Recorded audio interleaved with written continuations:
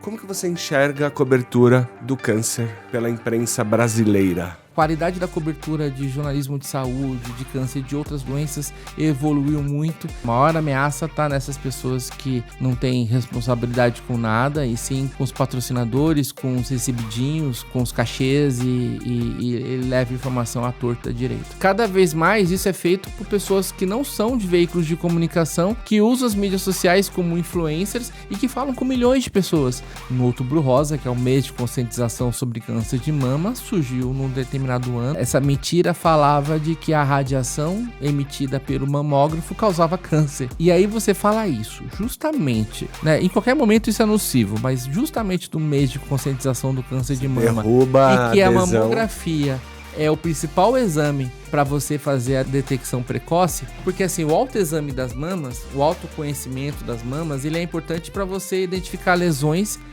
já palpáveis, porque o exame ele tem o potencial de identificar lesões ainda não palpáveis. Se ela está divulgando uma informação equivocada com relação ao tratamento do câncer, ela tem que ser punida por aquilo. Não importa se ela é uma jornalista ou se ela é uma influencer, etc e tal. Como eu já expliquei no começo, não vai haver um tratamento único para curar todos os tipos de câncer, sim tratamentos personalizados para diferentes tipos de câncer. Como se o câncer fosse mais de 1000 doenças, apesar de ter o nome câncer. Os cânceres mais comuns na mulher são câncer de mama, câncer de colo do útero. Já nos homens, são principalmente o câncer de próstata. E o câncer de pele, ele é o mais comum tanto em homens quanto em mulheres. Conforme a gente interage com as coisas do meio ambiente, ou seja, como a gente se alimenta, se a gente faz exercícios físicos ou não, se a gente tem um quadro de obesidade ou não, se fuma, se bebe, tem infecção pelo vírus HPV, ou seja, se tem contato com esses agentes que estão no meio ambiente potencialmente cancerígenos, você vai aumentando as mutações, que são aquelas mutações que causam câncer, e aí o seu sistema de reparo, ele não tem condições de reparar tudo isso e abre a brecha para você ter câncer.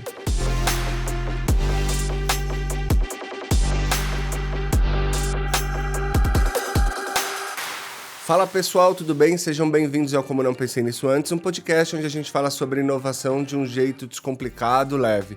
E antes de apresentar o meu convidado de hoje, queria convidar você para se inscrever no canal, curte, compartilha, comenta. Tem um monte de gente legal aí, dá uma passeada no canal, dá essa moral pra gente aí, porque aí fica mais fácil da gente viabilizar o trabalho, beleza?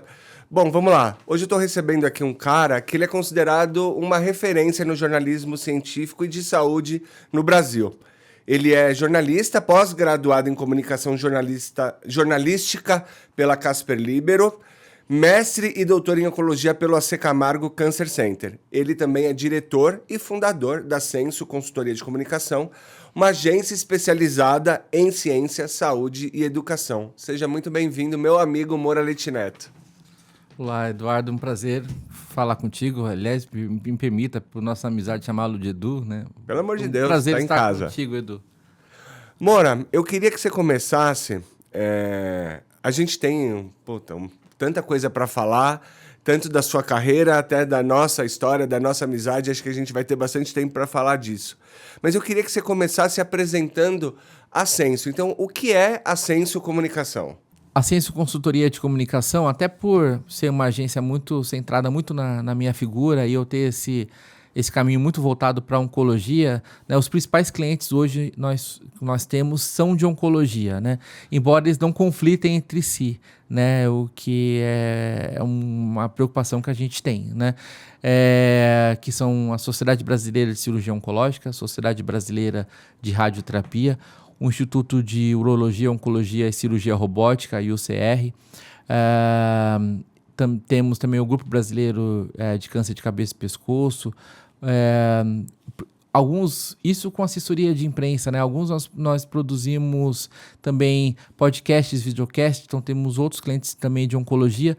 Os que não são de oncologia também nós temos, como a Brain for Care, que é uma startup, né? Algo que é uma expertise sua, né? Então nós temos, assim como o Laboratório Genomics, que é de reprodução humana.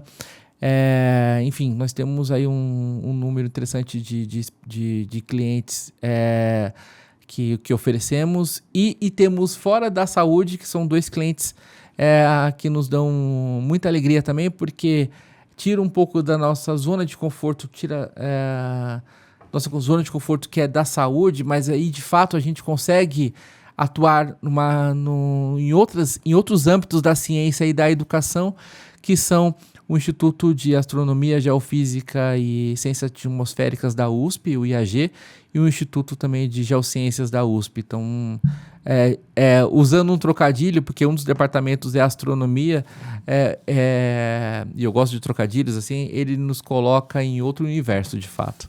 Você é doutor em oncologia. Sim. Isso é muito, muito específico, raro, um jornalista. Se eu estiver enganado, você me corrige. Como é que você escolheu? Vamos começar do começo. Sim. Como que você chegou em saúde e especialmente em oncologia? Como é que começou a sua carreira e por que você se interessou por isso? Bom, começou a carreira vem um tempo um tanto satisfatório, assim, antes disso, né? Assim, resumidamente, eu sempre desejei ser jornalista, né? Pode parecer um clichê, mas por algum motivo o jornalismo sempre esteve presente na minha vida, mesmo não tendo uma influência dentro de casa. Eu, por exemplo, com 10, 11, 12 anos, sei lá, de repente, assim, desde quando eu me alfabetizei, assim, foi lendo revistas em quadrinhos e já começando a ler jornal. Eu ia sozinho até a banca de jornal, trazia o jornal para casa, folheava e deixava o jornal ali, até com o desejo de que outras pessoas da minha casa lessem. Não liam, mas tudo bem, e eu continuava comprando todos os dias ali com a minha mesada. Eu, no ensino médio, já comecei a escrever, chamava Coluna do Neto, no jornal chamado Fatos, da minha cidade, Osasco, em que eu escrevia à mão. Até cheguei a fazer datilografia, mas quando eu levei esses textos, como eu não tinha computador em casa, nem uma máquina de escrever, então eu levava letra discursiva, né, à mão, e eles faziam a digitação, que ia para o computador, que aí, enfim, tinha todo aquele processo, não era nada digitalizado, enfim, era um processo ainda bastante complicado, até porque era um jornal pequeno, né? Já havia uma digitalização nos grandes jornais, mas em jornais de bairro não, né? Aí fui para outro jornal, cheguei a trabalhar numa rádio grande para a cidade de Osasco, que é a Nova Difusora, trabalhando numa equipe esportiva. Aí comecei a trabalhar algumas transmissões esportivas, tanto fazendo boletins quanto transmissões de jogos ao vivo, como repórter de campo, cobrindo principalmente equipes de Osasco, Barueri, da região ali de Osasco, e um pouco cobrindo treinos de grandes clubes como São Paulo, Corinthians, Palmeiras, enfim, até que isso tudo, como eu fazia isso tudo sem remuneração, serviu como bagagem, como experiência. Até porque, uma história bem rapidinha assim, eu cheguei a cobrir algumas edições dos Jogos Abertos do Interior. Então eu ficava hospedado numa escola, junto com uma delegação, exceto algumas equipes que tinham mais estrutura, ficavam em hotéis, mas 80% da delegação de Osasco ficava dentro de uma escola. A gente se alojava em camas dentro de salas de aula e fazíamos a cobertura, e eu tinha um boletim diário de 20 minutos, em que eu fazia todo o resumo do dia, porque era a única informação que a cidade tinha sobre a participação da delegação de Osasco e da região de Osasco, né, Barueri, Capicuíba, Jandira, Itapevi, enfim, todos esses municípios. Eu fazia esse boletim completo de um telefone público, o chamado orelhão, sem nenhum tipo de retorno, né? Ou seja, eu recebia valendo da pessoa no telefone, eu começava a dar o boletim ao vivo, e eu só sabia que tinha dado certo quando ele terminava. E aconteceu uma vez, até uma chuva torrencial, o programa era ao vivo, então tinha que ser naquele momento, a chuva despejando nas minhas costas e eu ali com o meu caderninho para que não molhasse, para dar o boletim completo. Então, assim, são alguns perrengues, algumas situações que fazem com que hoje eu não lamente, assim, tipo, de ter que escrever muitos press-releases, muitos textos, muitas pautas, fazer podcast, fazer live, porque eu já passei por coisa muito pior fazendo menos, né? Porque era muito mais difícil fazer menos coisas, porque não tinha a estrutura que nós temos hoje. Mudou tão rápido, aí, né, cara? Exatamente, mudou muito rápido. E aí, respondendo sua pergunta de como isso tudo enveredou para o jornalismo de saúde, teve momentos em que o jornalismo parecia que não ia acontecer, mas eu nunca desisti dele, né? Atuei como professor no ensino médio, fiz licenciatura, cheguei a dar aula por 2 anos, o que emocionalmente foi muito importante, porque lidar com jovens, principalmente jovens na escola pública, num período em que até mesmo tinha menos oportunidades desse jovem fazer Enem, de almejar uma faculdade era muito mais difícil.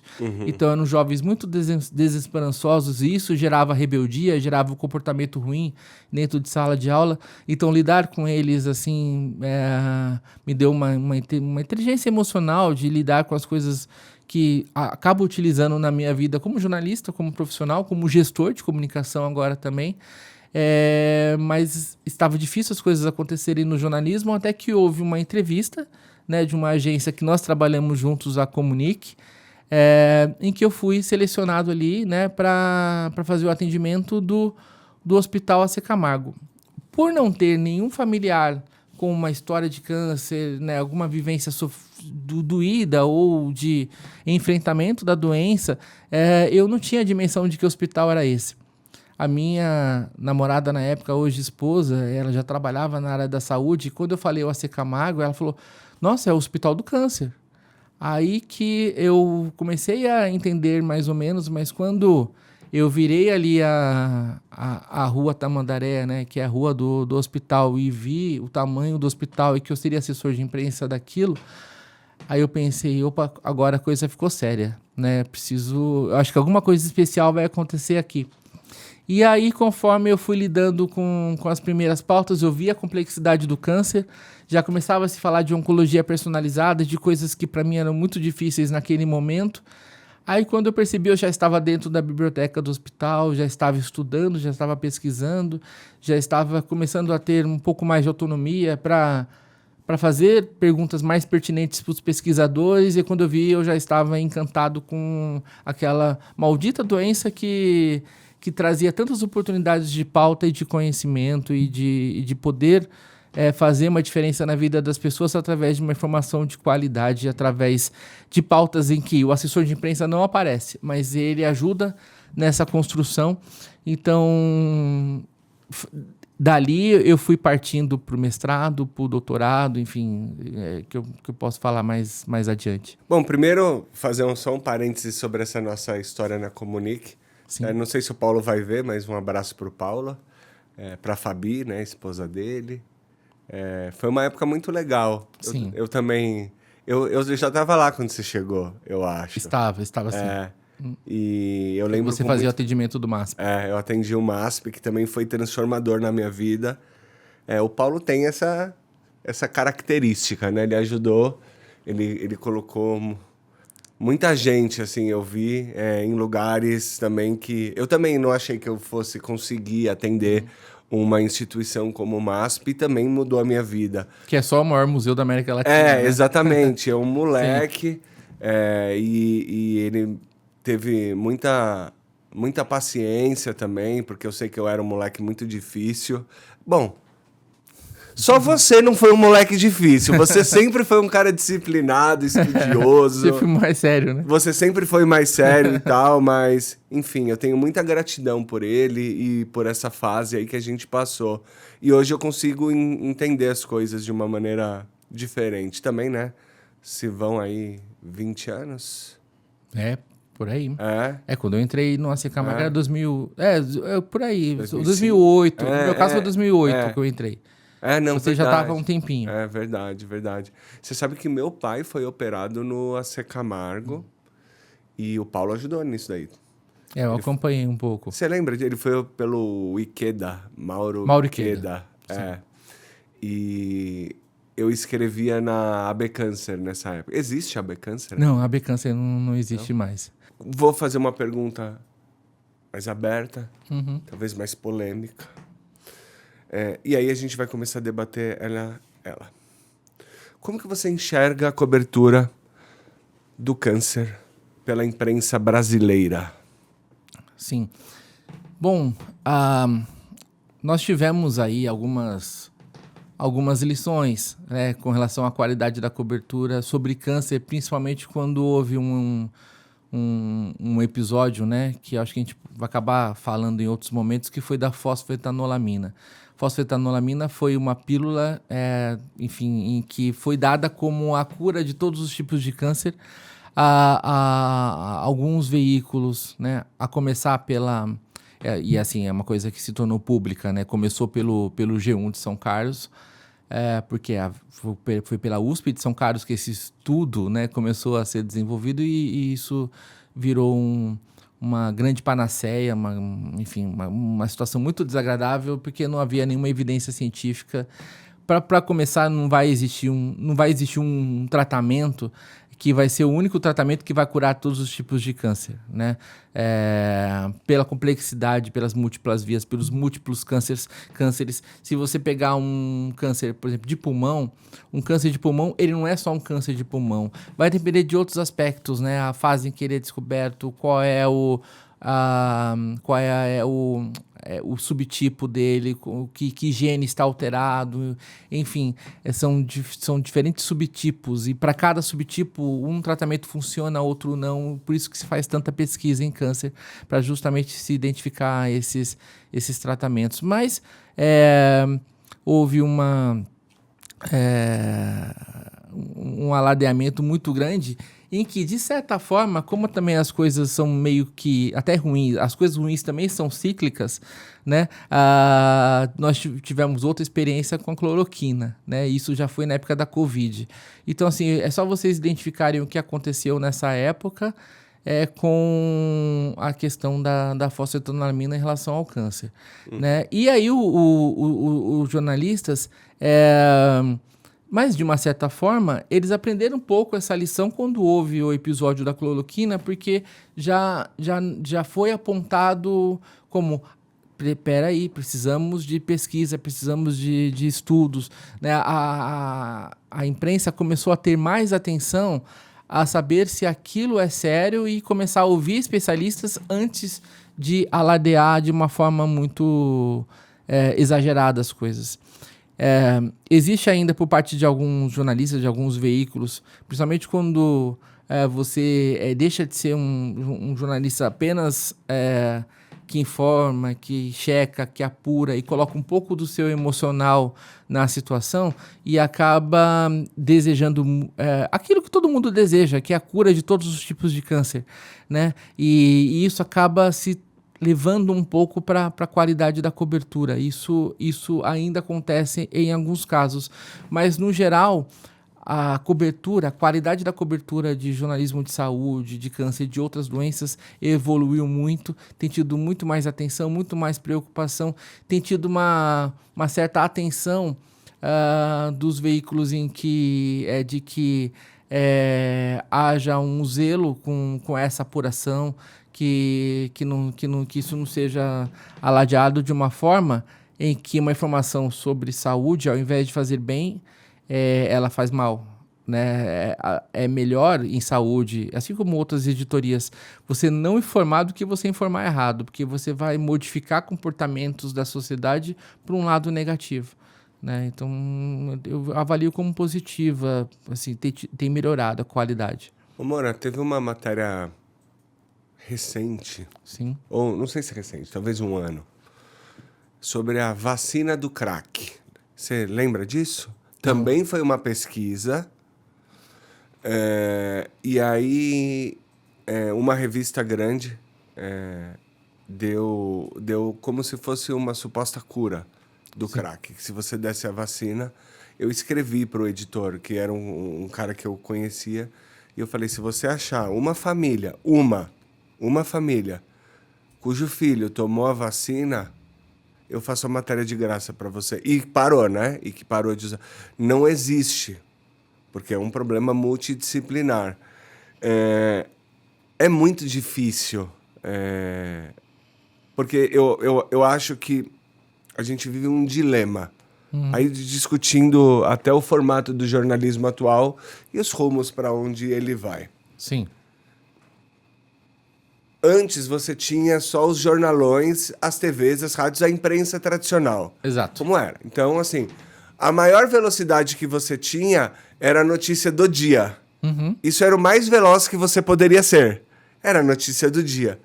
Hoje é a notícia do minuto. Eu tenho informações que dizem que tem veículos que sobem 2, 3 matérias a cada hora, por exemplo. Sim. Qual é a possibilidade de você apurar com qualidade um texto que precisa subir nesse tempo? Isso é inviável, gente. Assim também, né? Precisa ter um pouco... E quando a gente coloca isso na área de saúde...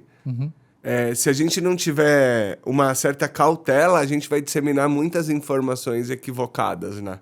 Sim. Isso tem que ser levado em conta, sim, que logicamente nós sabemos que o jornalismo está cada vez mais imediato, né? Por exemplo, se há alguma tragédia, vamos dizer assim, o portal ele já coloca uma pequena informação e diz em breve mais informações, porque, né, no instante inicial. Daqui 5, 10, 15 minutos já sobe outro texto já mais atualizado, porque há essa necessidade da imprensa de ser o primeiro, de não ficar para trás, né? Não é mais aquela coisa de anos atrás que era a questão do furo, que você dava no dia. Se você não tivesse dado naquele dia, você só ia ter a chance de dar um outro furo no outro dia. Não, na internet isso acontece o tempo todo, esse volume, né? Em saúde, a Organização Mundial da Saúde até alertou para essa questão do excesso de informação.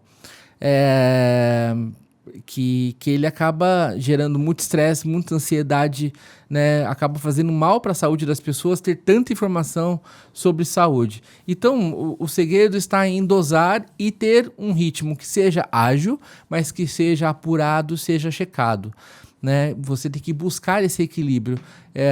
Numa entrevista que eu fiz com a Bárbara Paludetti, que é a editora do Viva Bem UOL, ela diz que o assunto já pode até ter saído em outros veículos, mas se eles não têm certeza sobre o impacto, a evidência científica de um determinado estudo, de um determinado tema, eles preferem dar um pouquinho depois, um pouco mais apurado. Existe essa preocupação, né? Então, assim, você tem que buscar esse equilíbrio e saber que você tem uma responsabilidade ao informar sobre saúde, né? Você citou aí um caso de um estudo que foi publicado numa revista.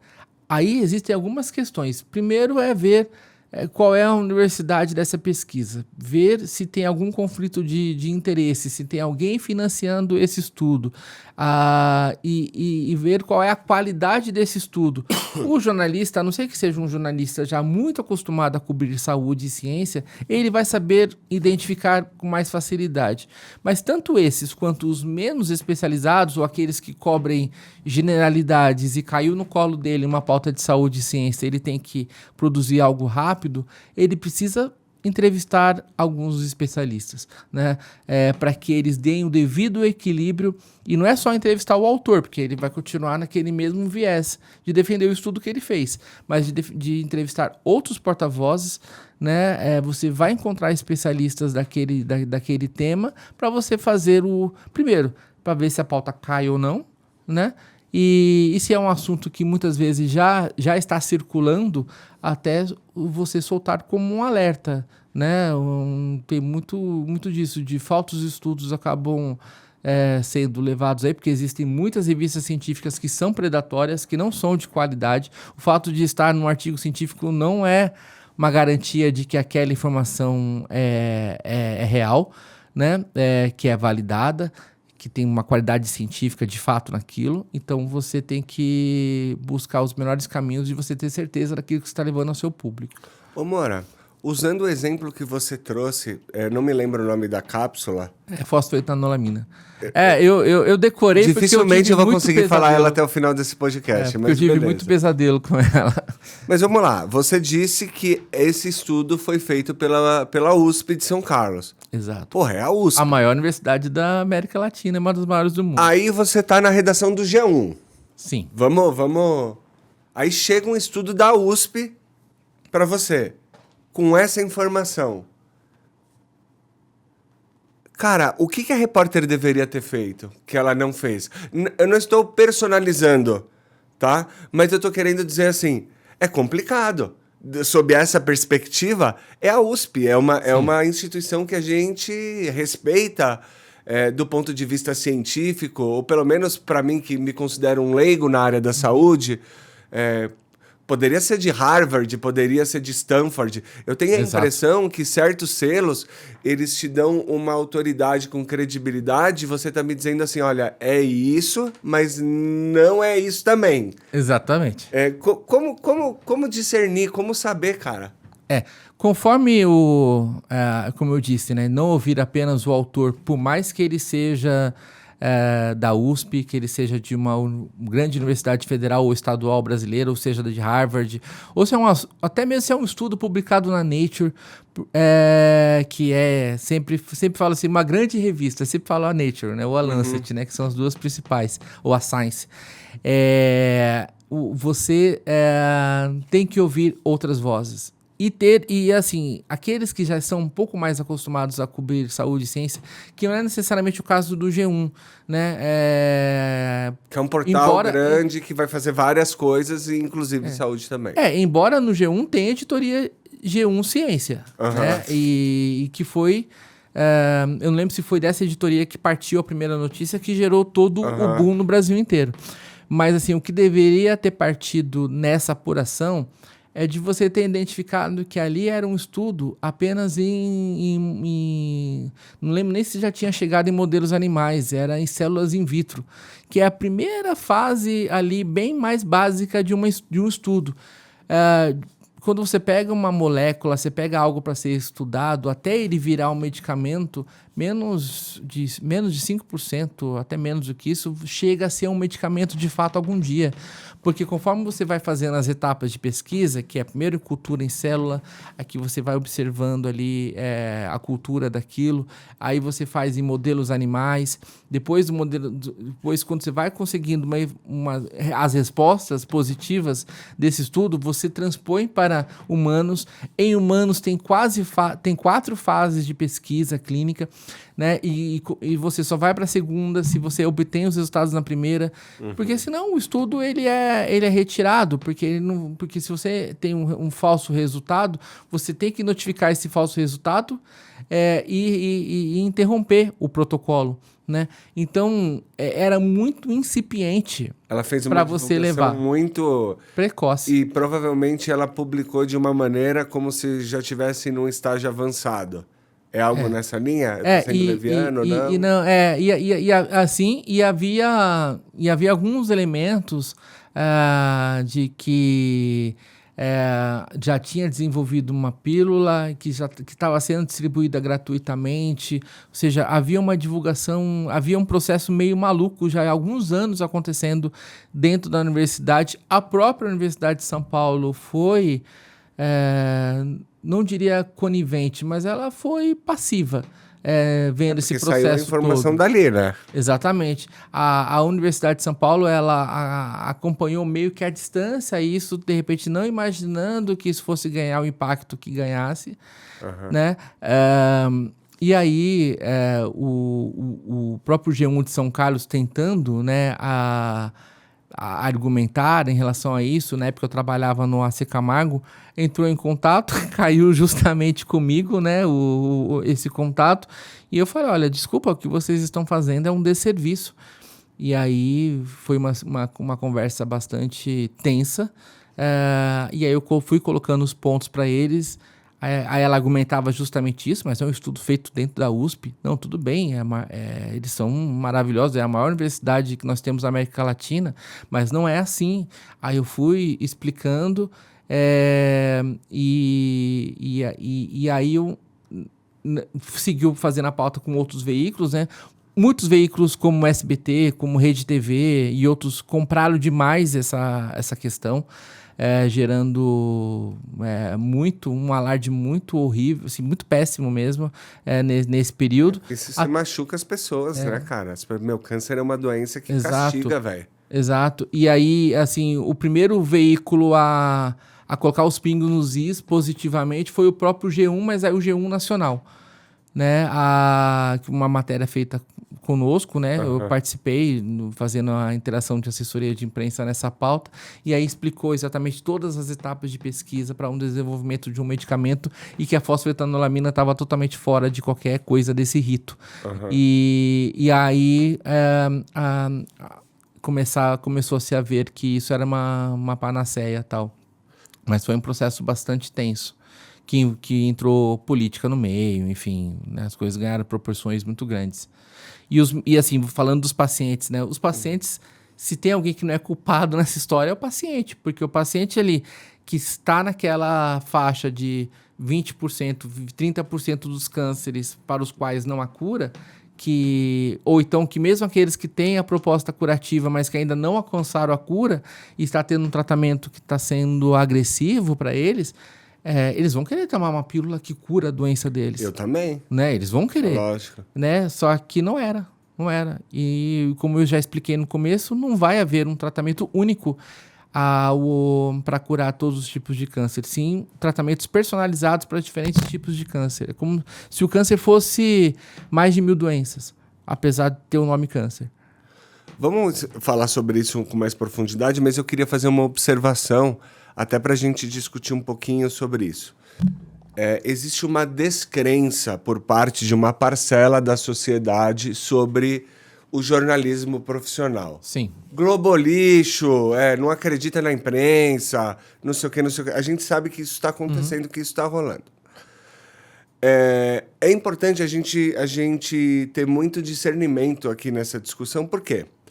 Porque existem profissionais de todo tipo de perfil em todas as áreas. Bons médicos, médicos ruins, bons mecânicos, mecânicos ruins, bons jornalistas, jornalistas ruins, jornalistas éticos, jornalistas antiéticos, médicos éticos, médicos antiéticos.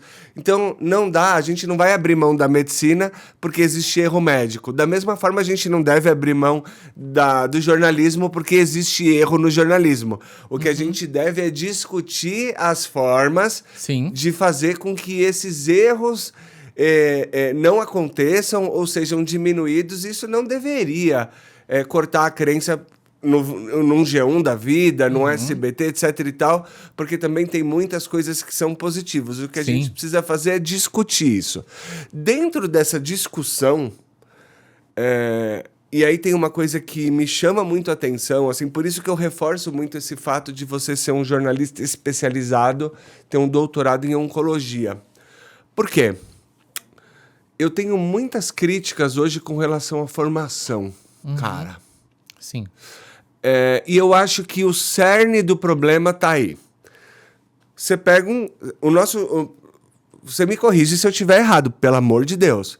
Eu acho que a gente tem um curso de jornalismo, de uma forma geral, extremamente genérico, embaixo do guarda-chuva da comunicação, que eu não acho certo. Sim. Eu acho que deveria estar embaixo de um guarda-chuva de história, de um guarda-chuva de filosofia, e eu acho que a gente tinha que ter economia, saúde, não jornalismo econômico, não jornalismo... O jornalismo é especializado, né? Exato, na faculdade. E aí tudo tá nesse bolo. Na faculdade.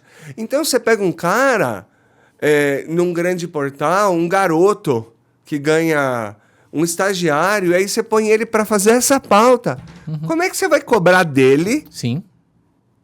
Porque cara, uma Cláudia Colucci da vida não cai nessa. Não. Entendeu? Tipo assim, ela vai tomar mais cuidado, entendeu? Com esse tipo de informação. Como que você vê essa questão da formação? Porque a gente vive... E também do momento... Mas eu vou dividir essa pergunta, porque assim, eu acho que tem uma questão dessa ânsia da velocidade que eu não concordo com isso. Não quero saber se é da natureza do jornal. Eu acho que a gente tem coisa que deu errado, velho. Sim. deu errado, deu problema. E eu acho que o jornalista ele não é autocrítico. A classe como um todo. Ela sempre culpa um movimento político ou as redes sociais, mas não olha pra dentro e fala assim, pô, cara, eu apurei mal isso aqui. Sim. Eu nunca vi um jornalista, sabe assim, pô, eu apurei mal, velho. Eu errei, eu apurei mal, eu contextualizei mal, mas muitas vezes fruto de uma pressão de velocidade, um cansaço, sabe lá que horas que essa pessoa fechou essa matéria, porque ela tem que subir essa matéria. E o impacto disso de uma desinformação da nação, né, cara? Que é o que a gente está vivendo de uma maneira geral, né? Sim. Você acha que eu viajei demais? Não, assim, não, de forma alguma. Assim, até mesmo para analisar, o que hoje a gente fala de jornalismo profissional. Um termo que até pouco tempo atrás não era necessário ser usado, né? Porque você só tinha fazendo jornalismo, né? Pessoas que tinham uma expertise para realmente atuar e que atuavam em veículos que são veículos que, por mais que errem em alguns momentos nas suas apurações ou leve uma informação que você questiona, mas que você tem a empresa que você vai lá e questiona, e esse veículo, se ele errou, você tem uma oportunidade de solicitar uma errata, uma nota, embora ela nunca vai ter o mesmo impacto da notícia que foi inicialmente dada, né? Uma correção, uma errata, ela nunca vai ter o mesmo alcance da notícia, né? Você não vai conseguir consertar um estrago na mesma proporção que esse estrago foi feito. Mas existe, por conta da democratização da informação, né? O que é uma coisa muito válida, né? Hoje, nós, por exemplo, estamos conversando aqui, nós não somos um veículo tradicional, né? Uma empresa dessas grandes conglomerações que somente elas existiam, que só elas tinham um microfone na boca para falar, né? Mas nós temos, eu e você, porque eu sei como que você também funciona, temos uma responsabilidade com a informação, com a qualidade daquilo que estamos fazendo, por mais que possamos variar em relação à nossa forma de ser, né, a nossa forma de se comunicar, mas temos essa responsabilidade.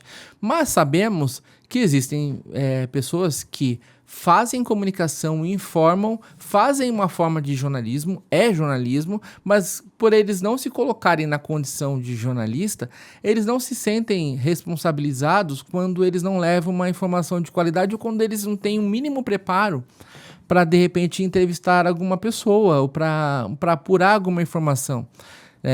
Existem profissionais que fazem, por exemplo, podcasts, mesacasts, ou até que criaram muitos que são pioneiros desse formato, que já se vangloriaram no ar de dizer assim, olha, eu não entendo nada sobre isso, então me fala. A pessoa entrevista lá um ator que sequer assistiu o filme sobre o qual está entrevistando e acha que... Porque assim, uma coisa é você estar aqui, não sendo especialista, e entrevistar uma pessoa. Outra coisa é você não ter apurado nada, não ter embasamento nenhum, e só com sua diversão e descontração você vai falar qualquer baboseira, né? Então, assim, tem que ter a responsabilidade e assim, a culpabilidade, de fato, se você não faz algo que está informando bem a sociedade. E aí... existe uma questão que... mas isso vai ser uma censura? Não, o Brasil já viveu uma censura. Sabemos como... exceto para aquelas pessoas que ou não conhecem a história ou que viveram e fazem questão de esquecer, né? Mas o Brasil viveu uma ditadura muito pesada em que havia muita censura. Não é censura, mas você criar uma forma de você determinar, né, de você criar uma legislação que você se responsabilize por aquilo, sabe, a lei dos meios, né, que eu estou falando, né? Se você, coloca que tanto os veículos de comunicação quanto esses que também informam, que não se colocam como veículos de informação, eles têm que ser responsabilizados pelas informações que eles estão levando, né? Se você usa o microfone, por exemplo, para para falar contra a vacina, sem nenhum embasamento, sim por ser um antivacinista, por ser anti-ciência, ou falar outras atrocidades, não que seja uma coisa assim que é por conta do seu viés político, não, mas que realmente você está fazendo um mal propositalmente para as pessoas, você tem que ser responsabilizado. Agora, isso é um lado da sua pergunta, né? Agora, uma outra coisa que eu acho que eu não respondi ainda, aí é com relação à qualidade da formação. Aí nós temos, tanto nesses veículos em que a pessoa diz que é uma influencer de uma coisa X e não tem nenhum conhecimento nem técnico, nem jornalístico, nem de comunicação, nem nada, mas só é uma pessoa desenvolta, bonita, com uma boa tecnologia na mão e saber lidar com fazer selfie, com fazer reels, com fazer shorts, cortes, enfim. E aí bomba. Ela domina o formato de mídias sociais e bomba, né? Existe aquela coisa do... A informação errada é aquela informação mais fácil, né? A informação mentirosa, a verdade a verdade, como diz o Al Gore naquele documentário, é uma verdade inconveniente. Você mostrar que o caminho para você prevenir uma doença às vezes é ter uma vida saudável, fazer isso, fazer aquilo, né? Impor regras acaba gerando mais obstáculos do que você dizer assim, se você tomar isso aqui, você vai se curar de um câncer, você vai emagrecer. Fez isso, foi um jornalista, foi um veículo consagrado. Não necessariamente. Cada vez mais isso é feito por pessoas que não são de veículos de comunicação, que usam as mídias sociais como influencers e que falam com milhões de pessoas. Acontece isso muito em campos como nutrição, como psicologia, com os coaches da vida, enfim. Nutrição é o seguinte, isso parece que Coca-Cola Zero é o maior remédio do mundo. Pois né? E laranja é ruim. Tanto açúcar. Laranja é ruim. Essa questão da laranja foi um profissional que tem uma carreira como médico um pouco questionada, né, por conta de suas atuações, que começou a falar sobre frutose como o maior mal da humanidade. Claro, se você só tomar suco de laranja todos os dias em grandes quantidades, você vai ter um excesso de consumo de frutose. Mas assim, você vai deixar de tomar um suco de laranja que tem tantas outras propriedades positivas, né? Alterna, toma-se outros sucos naturais, mas enfim, como as informações chegam, né? Essa questão da Coca Zero, ela pode fazer menos mal do que a Coca-Cola, uma Coca-Cola com açúcar, mas ela não deixa de ser um alimento ultraprocessado. Ela não deixa de ser um alimento nocivo para a saúde. Então, assim, existem muitas influências negativas e esses efeitos ruins no veículo hoje chamado de jornalismo profissional acontecem em menos proporção, porque existe essa falha de formação dos profissionais, existem muitos profissionais que na nossa época, né, são chamados focas, né, os que estão no começo de carreira, tendo grandes responsabilidades e menos mentores para coordenar ali o trabalho dele e orientar, dar o norte para as informações. Mas mesmo assim, acontece numa proporção muito menor. A maior ameaça está nessas pessoas que não têm responsabilidade com nada, e sim com os patrocinadores, com os recebidinhos, com os cachês e leva informação à torta direito. Cara, eu acho o seguinte. Começar do aspecto mais macro.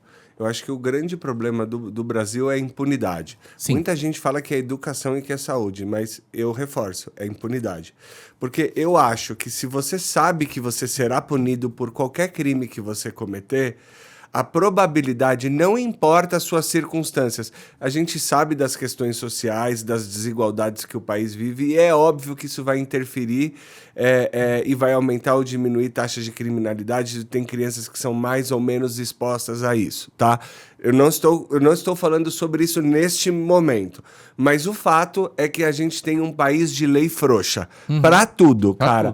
Pra tudo. Desde você ser um crime de colarinho branco até até você disseminar uma informação falsa, até você roubar um celular. No fim, eles vão estar livres, as 3 pessoas, muito mais rápido do que em qualquer outro país minimamente civilizado. Então eu acho que o Brasil é um país que as suas leis são frouxas para qualquer coisa que aconteça. Então isso é uma coisa.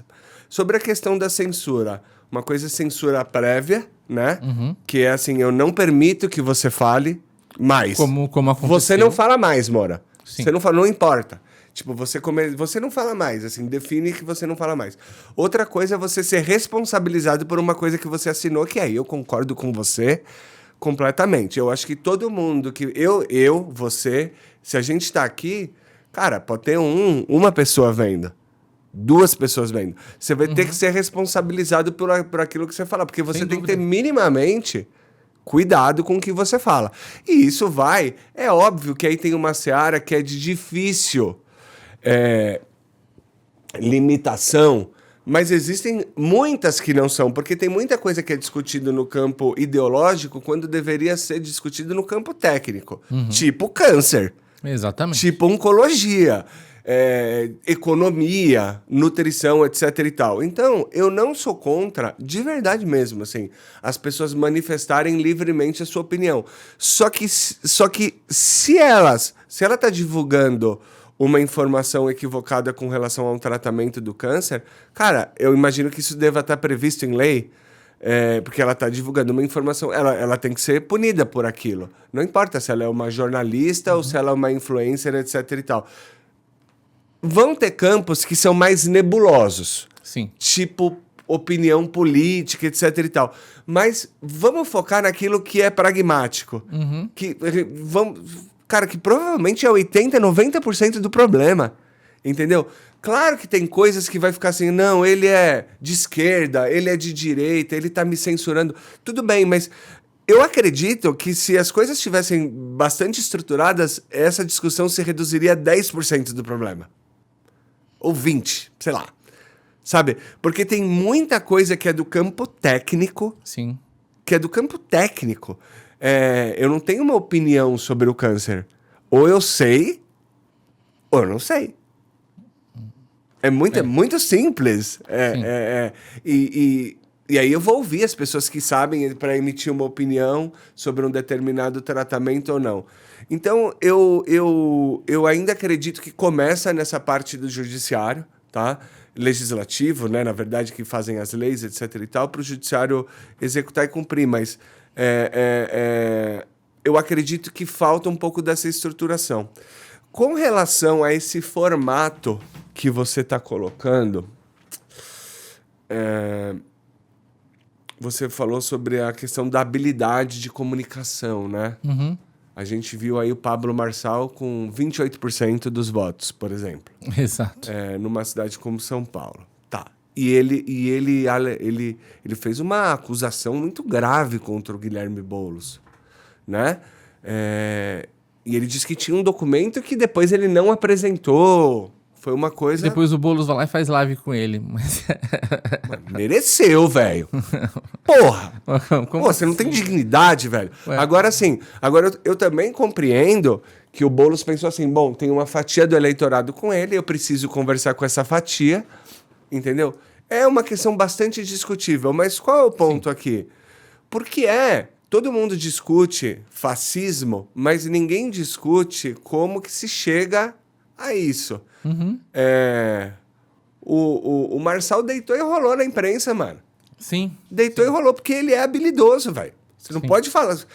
tipo o Maluf, você pode questionar um monte de... que o cara domina uma entrevista. O Marçal comeu lá o 48 Leis do Poder lá e, cara, ele domina aquilo e ele deita nas entrevistas.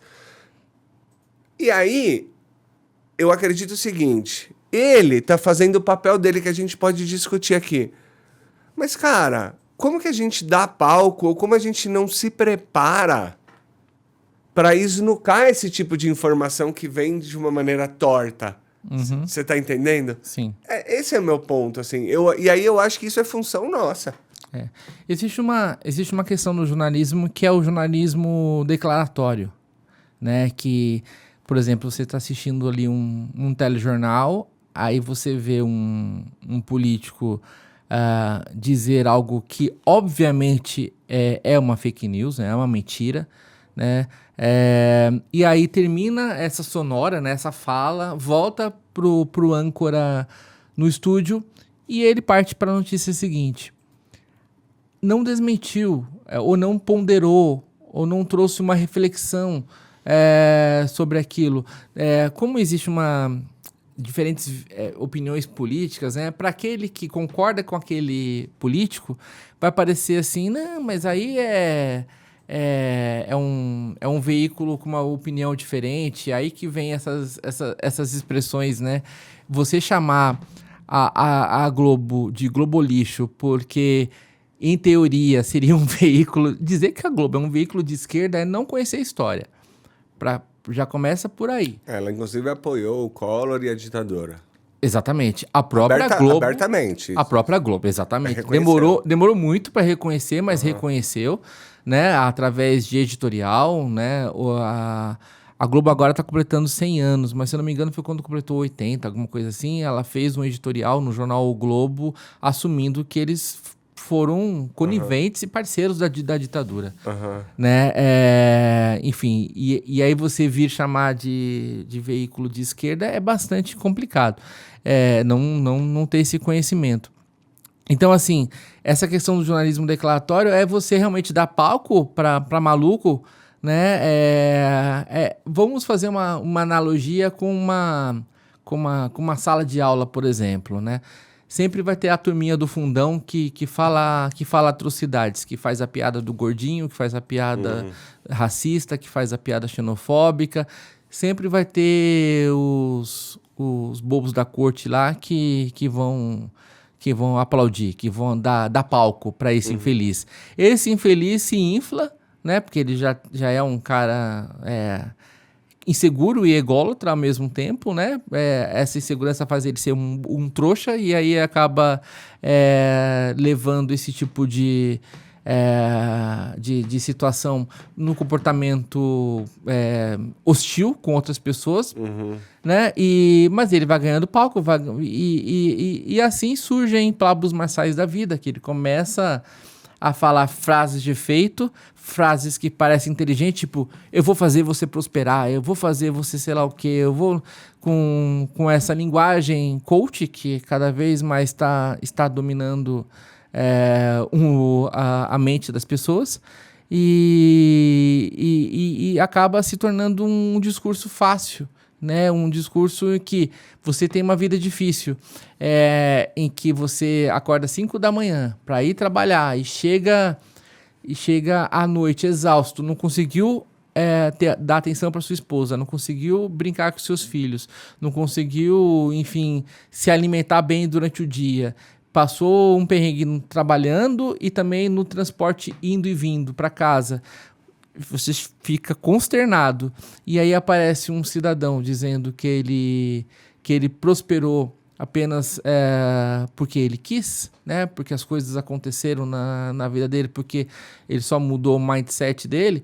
As pessoas vão embarcar nessa. As pessoas acabam tendo uma crença quase que religiosa de que aquilo vai acontecer com elas. E não está errado elas pensarem assim, porque, enfim, elas se agarram mesmo. A gente volta naquela questão da pessoa acreditar naquela pílula que é uma mentira, que vai curar o câncer dela, né? A mesma coisa acontece nesse campo também. Então é bastante perigoso quando esses discursos eles não são recebidos por uma imprensa capaz de dialogar de uma forma assim que você dê a oportunidade dessa pessoa falar, mas que não dê tanto palco, não dê, enfim, tanta visibilidade para as atrocidades que eles dizem, porque foi assim que muitos acabaram se sobressaindo, né?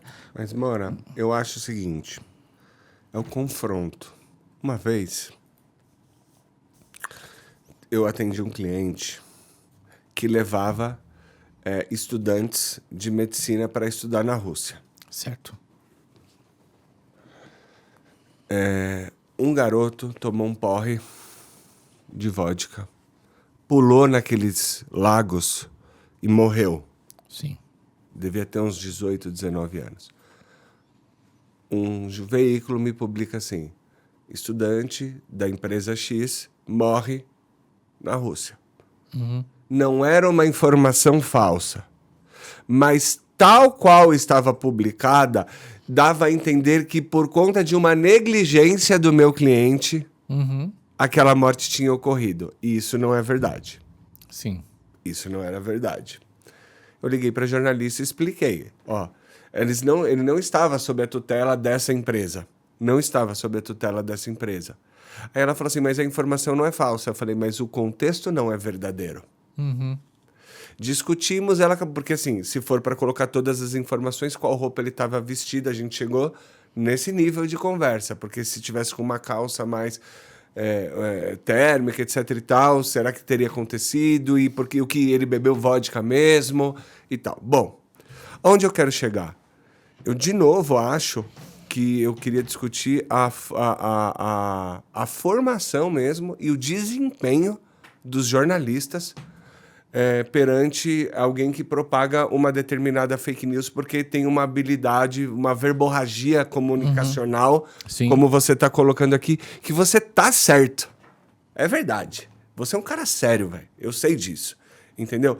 Só que não é só não dar palco, não deixar a outra pessoa falar, porque aí sim é censura. Sim. Mas é você ter a habilidade de se contrapor. Então, por exemplo, você é um cara que se eu começar a falar que não, porque o câncer de pele, isso, você vai falar assim, ô Pedro, deixa eu te falar, essa informação aqui que você tá me passando, ela tá errada por causa disso e disso e disso. O câncer de pele é assim, assim, assado. Você é esse cara. Sim. Eu sei disso. Quantos caras têm essa habilidade para discutir direito? Pô, o Marçal não passou na OAB, mano. E tem um monte de corte dele, assim, jantando jornalista, discutindo questões de Constituição, questão legal, etc e tal. O meu ponto é esse. Como é que... Porque, assim, toda fake news, ela tem um princípio de verdade. Sim. Porque senão ela não vai colar. Então, assim, a questão da maneira de pensar, do mindset. Pô, é verdade. Tipo assim, você tem que acreditar em você. Você mesmo, você saiu de Osasco, cara. Porra, você veio de lá, você trabalhava, você mesmo contou, falava no orelhão, tá, pô, olha onde você tá, olha o que você construiu. Agora também, assim, não é verdade que foi só você mudar a sua maneira de pensar, pessoas te ajudaram, você teve sorte, teve muitos elementos na sua vida, você se dedicou, quebrou a cara, foi, levantou, etc e tal, mas começa de fato com uma mudança. Agora, assim, qual é a intencionalidade por trás do discurso?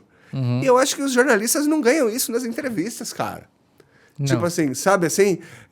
A questão não é só a informação ser publicada certo ou errado. Ou o cara tá falando uma coisa certo ou errado. A questão é assim, qual é a intenção dele? E como você se prepara? Por exemplo, eu acho que... eu quero falar sobre isso, né? Desses convites que você recebeu pro Roda Viva. Você foi em 3, não foi? Fui em 3. E é uma sábia escolha deles, mano. Porque, assim, você é um cara que se você ouvir alguma coisa, você vai contestar. Porque você conhece o que você está falando. Sim. Então, é isso que eu tô discutindo, entendeu? Quanta gente que tá escrevendo sobre coisas super importantes e que tem uma voz ativa, assim, absurda, em todos os campos. Você falou do Roda Viva e a gente estava falando do Pablo Marçal. Então, eu lembrando que eu assistia os Roda Vivas com todos os candidatos a presidente, né? Na oportunidade que o Pablo Marçal esteve lá, em vários momentos, os jornalistas ali presentes falavam assim, eu queria que você respondesse agora, mas não pensando no corte que você já está planejando aí para sua mídia social. Porque o que acontecia, né? Quase todos falaram isso, porque o que acontecia? O Pablo Marçal, ele pegava você percebia que ele começava a falar certas coisas que não estavam necessariamente respondendo à pergunta e ele já pensava em passar a mensagem para aquelas pessoas que seguem aquele pensamento dele, pensando já nesse corte, e era batata, né? Era como acontecia, ele sabe fazer. Então, assim, muitas vezes pode até haver um embate, mas em uma entrevista ao vivo, se você faz uma coletiva de imprensa e algumas situações assim, que são a maioria das entrevistas em que acontecem, é mais difícil você contrapor. Embora, assim, dá para ter um bom exemplo dessas entrevistas com os presidenciáveis, né, como o Jornal Nacional também faz, né? Que ele traz ali alguns temas um pouco mais incômodos e às vezes o candidato começa a partir para um caminho. E aí o Bonner ele já tem uma autonomia de falar assim, não, peraí, candidato, né? Vamos. Isso não tá. Qual é a sua fonte disso? Onde é que está se baseando? Ele começou a fazer isso, acho que foi em 2016, talvez. Na de 2018 eu já vi ele fazer. Era bem confronto mesmo. Era bem confronto. Então falta isso. Né? Não ser apenas o jornalismo declaratório, que você faz a pergunta, a pessoa responde. A pessoa desvirtuou toda a pergunta e trouxe várias mentiras na resposta, mas a pergunta seguinte é aquela pergunta que está na pauta. Né? Por exemplo, você, e como eu também faço, com podcasts ou entrevistas em geral, eu tenho uma pauta. Mas se a pessoa diz algo, eu trago uma outra coisa, assim como você também. Né? E falta isso no jornalismo, assim, em alguns casos, né? São poucos os jornalistas que têm essa bagagem. Muito porque também, né, temos esse déficit na formação, uma sobrecarga de trabalho, né? São jornalistas que não conseguem se especializar em determinadas editorias, acabam fazendo muitas generalidades, então eles sabem ali escrever o chamado lead, né? Que são aquelas respostas que a gente tem que trazer o que, quem, quando, onde, quando e porquê, né? Como e porquê. Mas não saem muito além disso, né? E os textos cada vez mais curtos, menos reflexivos e com menos participação do jornalista naquele fazer, né? Ele só relata um caso e pronto, tem a notícia. Isso tem sido uma crescente, então isso diminui a qualidade, a bagagem e a coragem de buscar esse confronto. Né? Até porque, enfim, um jornalista que muitas vezes questiona, se ele tem uma vertente diferente daquela do público que está recebendo, ele começa a sofrer ameaças, enfim, ele tem que ter uma bagagem também para absorver essas opiniões contrárias. É isso que eu tô te falando, mas eu acho que toda essa coragem e a habilidade do confronto, ela advém do grau de conhecimento que você tem sobre o assunto que você está discutindo. E da experiência prática. E da experiência prática. Então, assim, cara, hoje eu considero que eu conheço um pouco o universo de startups e de inovação, muito. etc e tal. Eu faço isso há bastante tempo. Então, se eu escuto, por exemplo, eu vou falar de coisas do meu universo. A empresa faturou tanto. Assim, notícia de faturamento, você vê pra caramba no noticiário de negócios. Legal. Qual é o EBITDA dessa empresa? Pronto, eu já vou deixar 70% dos jornalistas porque eles não conhecem esse conceito. Entendeu? EBITDA, cara, é de fato o lucro que está acontecendo, o lucro líquido que está acontecendo ali. A diferença entre... Então, assim, você pode ter um faturamento altíssimo e você está operando no vermelho. Isso não significa que seu negócio é sólido, que seu negócio é robusto. Não. Então, assim, eu consigo ler uma matéria e interpretar isso e falar assim, mas essa informação está faltando. Mas é o tempo de prática, o tempo que eu me dedico a fazer esse tipo de coisa.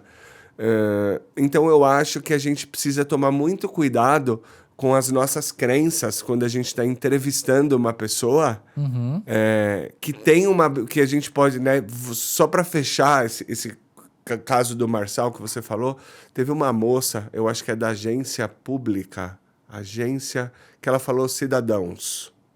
Sim. Não, cidadões. Isso. Ela falou cidadões. E aí ele corrigiu ela friamente. Cara, quantos erros de português eu já não cometi? Acontece. Tipo, assim, aqui, Quando a gente tá quem se expõe, cara, vai errar. Mas o que eu senti ali, ela tava tão incomodada com o cara que ela baixou a guarda. Entendeu? Porque ela tava fazendo essa piada do negócio do coach, etc e tal. Então, assim, essa é a questão do preparo. E eu não tô dizendo que eu tenha, não, tá? Eu não tô dizendo que eu tenha, não. Eu tô dizendo que a gente tem que começar a tomar muito cuidado quando a gente... Porque todo mundo fala do boom das fake news, Sim. do boom do fascismo, ou tem gente que fala do comunismo, eu não vou entrar nessa seara, mas assim, de questões de cercear a liberdade e cercear a opinião das pessoas. E do que é verdade e do que é mentira quando se trata de uma publicação. Para mim, o cerne da coisa é o preparo. Se você tem um jornalista absolutamente preparado para encarar um cara robusto e não ficar tentando infantilizar, não, porque ele é burro, porque ele é coach, porque isso não é verdade, entendeu? Isso só vai fazer crescer aquela Lógico. pessoa. Porque quando Lógico. você faz um ataque a uma determinada pessoa, as outras pessoas acabam tendo uma empatia pelo agredido, vamos dizer assim. Não, e aí o cara dá uma cortada, dá uma lapada, onde ele tem razão, naquele corte, naquele short, fora do contexto. Aquele corte explode. Aquele vai explodir. É. Entendeu? Então, assim, eu acho que a gente, como jornalista, a gente tem que ter esse entendimento também da ferramenta de linguagem nova, assim. E tomar cuidado. É o famoso sangue de barata, né? Cara. De uma certa forma. E se colocar como jornalista ali. Exatamente. Velho, quantas coisas que... Eu até tinha... Eu tinha separado essa pergunta, você acabou falando da pílula, que eu esqueci o nome, mas que você confrontou ali. Quais mais outras fake news que você viu, que você teve que corrigir, que vem na sua cabeça, etc e tal? Olha, desde coisas simples, assim, mas que acaba gerando uma informação que, enfim, distorce toda a realidade, que foi, por exemplo, uma vez um determinado veículo teve um erro ali de tradução, porque o câncer de colo do útero chama cervix cancer, né? E aí o veículo colocou um veículo grande, né? Colocou câncer na coluna cervical. Eu faria isso. Então, mas acontece, sim, mas a pessoa poderia ter feito uma apuração, visto realmente qual é a verdadeira tradução daquilo, porque aí aparece lá, a tradução é câncer cervical. Aí acha que é da coluna cervical, né? Mas aí é por isso que é importante você ter uma apuração e buscar em diferentes fontes, porque aí você veria em algum momento que cervical é colo do útero, né? Que já é um órgão reprodutor feminino, nada a ver com a coluna vertical, cervical, coluna cervical. E vertical, coluna cervical. Aí, o que aconteceu? Eu entrei em contato com o veículo, a jornalista ficou incomodada e falou, vou mudar, porque estava no título isso. Aí não alterou, eu olhei semanas depois, estava lá, né, sem nenhum ajuste. Mas existem coisas que realmente são... Falta humildade, né, também, né, Falta humildade, falta vontade. Muitas vezes a culpa é sempre de outra pessoa. Tá? Aí nessas horas não importa de quem é a culpa, né? Por exemplo, houve uma falha e eu estou conversando com uma produtora de TV e a falha foi sempre do editor. Porque o editor é aquele que o assessor de imprensa nunca vai ter acesso, porque eles são inomináveis. A gente não sabe quem são, porque eles estão fechados na sala fazendo a edição final da matéria. Então a culpa sempre vai ser desse editor. Mas a gente só quer o resultado final corrigido, né? Mas acaba não acontecendo. Raramente isso acontece. Porque uma coisa é você entrar em contato com o veículo e falar assim, eu não gostei de tal palavra, não é preferência, é correção. É informação. Exatamente. Né? Porque já aconteceu de cliente falar assim, eu queria alterar tal coisa, tá, mas isso não é uma informação errada, é só uma forma de dizer a mesma coisa, então não vou pedir, né? Esse ajuste. Então, Concordo com tem o mesmo procedimento. Dá uma dor de cabeça. Isso. Dá, porque parece que a gente que não quer ter o trabalho de falar com o veículo. Mas né? você vai desgastar uma relação e o cara tá certo, né? O jornalista tá certo. Exatamente. Pô. E aí o que acontece? Mas assim, algumas são bem complicadas. Por exemplo, no Outubro Rosa, que é o mês de conscientização sobre câncer de mama, surgiu num determinado ano, não lembro qual exatamente, mas um período recente agora, faz poucos anos, em que essa mentira falava de que a radiação emitida pelo mamógrafo causava câncer. E aí você fala isso, justamente, né? Em qualquer momento isso é nocivo, mas justamente no mês de conscientização do câncer de mama, derruba e que a a adesão. mamografia é o principal exame para você fazer a detecção precoce, porque assim, o autoexame das mamas, o autoconhecimento das mamas, ele é importante para você identificar lesões já palpáveis. Né? E principalmente se acontece em mulheres mais jovens, uma idade em que ela ainda não faz a mamografia. Mas, para as mulheres que já estão na idade de fazer a mamografia, é importante que elas façam, porque o exame ele tem o potencial de identificar lesões ainda não palpáveis, que não dá para sentir pelo dedo. Então, você faz um diagnóstico mais precoce. E aquela coisa, né? E é de fato, a ciência comprova. Quanto mais precoce é o diagnóstico, menos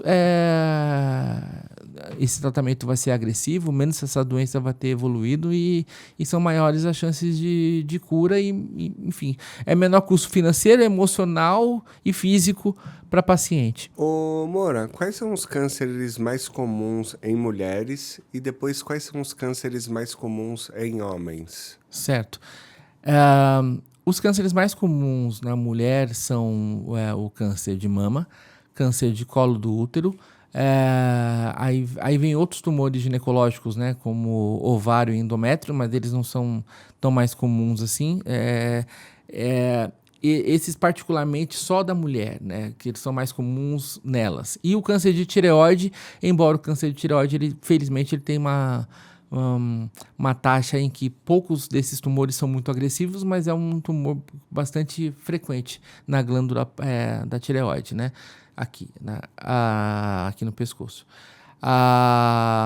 Já nos homens, os particulares deles mais comuns são principalmente o câncer de próstata, né? E o câncer de pele, ele é o mais comum tanto em homens quanto em mulheres, mas o câncer de pele, ele é dividido entre os melanomas e os não melanomas. Os não melanomas são os mais comuns, né? E que a mortalidade ela é bastante baixa, mas é importante sim fazer o diagnóstico precoce, não só porque ainda existem alguns casos que levam à morte, mas também porque quanto mais cedo você identifica esse câncer, menos mutilação, menos cicatrizes, enfim, menos sinais você acaba tendo também, né?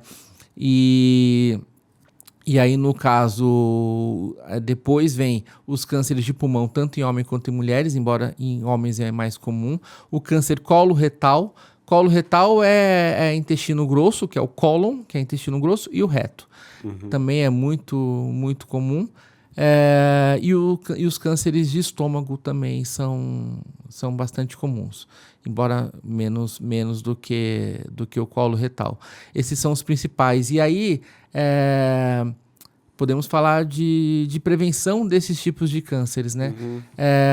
A prevenção em geral, assim, se você não se expõe ao sol sem proteção, principalmente no horário ali de 9, 10 horas até 16, 17 horas, né, você se protege com cremes ou fisicamente com chapéu, usando camiseta, enfim, você reduz significativamente o risco de câncer de pele, isso sem pegar aspectos hereditários que tem uma maior predisposição. Mas a maioria dos cânceres acontece em pessoas que não têm uma mutação genética hereditária, né? Acontece por conta da evolução, porque existe uma dúvida bastante grande. Todo câncer ele é genético, porque são alterações genéticas que acontecem na nossa vida conforme a gente está vivendo. A gente está conversando aqui, as nossas células estão alterando e fazendo um reparo. Existem os genes que protegem os genes que corrigem os problemas. Os genes que causam câncer e os genes que protegem, que são os reparadores, né? E eles vão fazendo esse reparo. Conforme a gente vai envelhecendo, esses genes que fazem o reparo, eles vão perdendo essa capacidade de reparar. Por isso que as pessoas, conforme elas vivam mais, elas têm mais risco de ter câncer. E conforme a gente interage com as coisas do meio ambiente, ou seja, como a gente se alimenta, se a gente faz exercícios físicos ou não, se a gente tem um quadro de obesidade ou não, se fuma, se bebe, se tem infecção pelo vírus HPV, ou seja, se tem contato com esses agentes que estão no meio ambiente potencialmente cancerígenos, você vai aumentando as mutações, que são aquelas mutações que causam câncer, e aí o seu sistema de reparo, ele não tem condições de reparar tudo isso e abre a brecha para você ter câncer. Agora, o câncer genético hereditário, que é quando você herda uma mutação que aumenta essa predisposição a ter câncer, ela representa mais ou menos 10 a 15% dos casos. Sério? Eu tô surpreso com essa informação. Sim. A maior parte dos casos de câncer é pessoas que não têm nenhuma história na família. 10 a 15% são os cânceres hereditários. Completamente a minha percepção. Essa eu não sabia. Eu achava que a maior parte dos cânceres eram hereditários, genéticos. Não. Então, genéticos, como eu expliquei, são todos. Agora, de uma Perfeito, alteração genética. Muito bem, Se uma alteração genética é herdada, é 10 a 15%. É que essas pessoas que estão nesses 10 a 15% de hereditário, elas têm de fato uma predisposição muito aumentada do que a população em geral de vir a desenvolver câncer. Isso ficou muito falado na época da Angelina Jolie, que ela tinha uma mutação num gene chamado BRCA, em que ela tinha uma probabilidade muito grande de ter câncer de mama ou de ovário. Por isso que ela fez a mastectomia profilática, ou seja, retirar preventivamente as mamas, e fez também a retirada dos ovários, trompas, enfim, ela fez uma cirurgia preventiva também para não ter câncer do colo do útero. Porque ela tinha história na família e tinha essa mutação. Triste isso, né, velho? Sim, mas é mais triste você não ter essa informação, você ter um câncer hereditário e não saber, porque aí você tá muito mais exposto a ter câncer e acaba não se protegendo. Agora, se você tem a informação, você faz essas medidas preventivas, mas você reduz o risco.